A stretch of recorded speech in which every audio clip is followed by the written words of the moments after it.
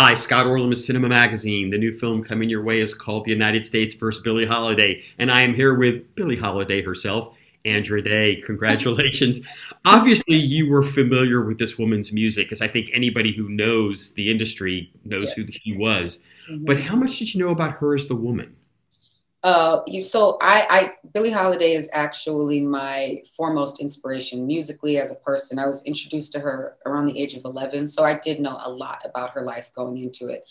And I think that was part of the incentive of doing the movie, was that it would be a movie, because I'm a huge fan of Lady Sings the Blues as well, and Diana's performance, but there was only so much they could say in 1972, 1973 as Black people. And the people that went after Billie Holiday were still in these positions of power. And so it was exciting for me, A, to work with Lee, and B, to be able to vindicate her legacy and to be able to tell the truth about her life and the federal government going after her, to talk about the early war on drugs and how it was deeply entrenched in race. So I definitely knew a lot, but there were some revelations as well too. I was unfamiliar with the Jimmy Fletcher piece. So that was a real exciting piece of information for me.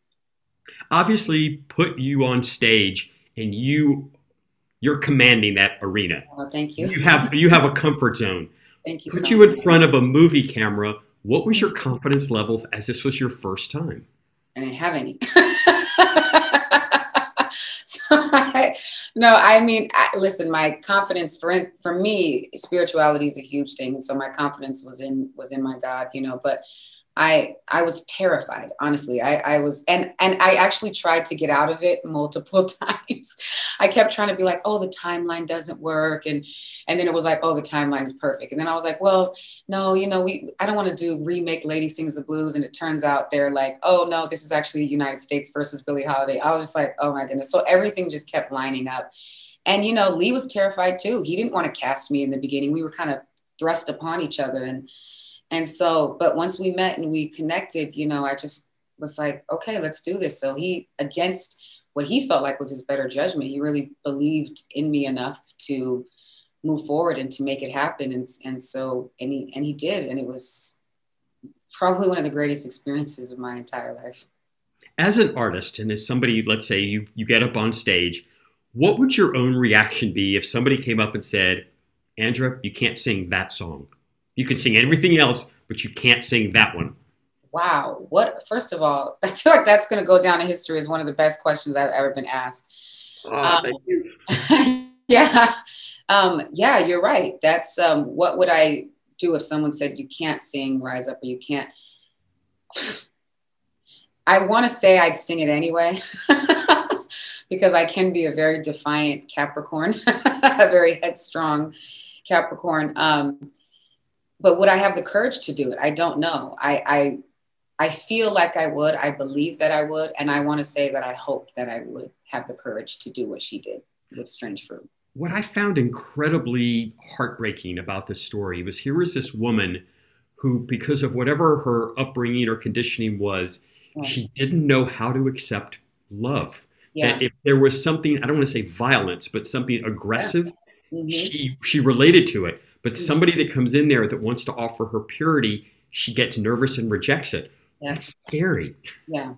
That's really, and that definitely comes from, the history of trauma. I think for a lot of women, you know what I mean? And not just Billie Holiday. I mean, hers was, like I said, a different experience and a much deeper, experience. But I think that comes from trauma, and it also, and which also breeds sort of a fear. It's the scariest thing for her. It didn't, she would get beat up by men, and she grew up in a brothel, and she, would do drugs, and she would, drink and be out all night, or getting on stage. All of those things were not scary to her, the way they might be to someone who has not experienced the things she's experienced.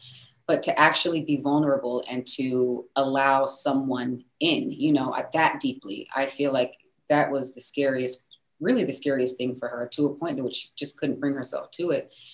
And I think for a lot of women, I was like that in my life, and I just kind of had to definitely keep an arm's length and a distance, and because it was the idea of being a heartbroken woman that was either abused, or that was someone who was unfaithful to, or, I feel like I went totally the opposite direction to protect myself, which ended up, hurting people sometimes. So I think that, you know, that's definitely a means of protection and coping with trauma.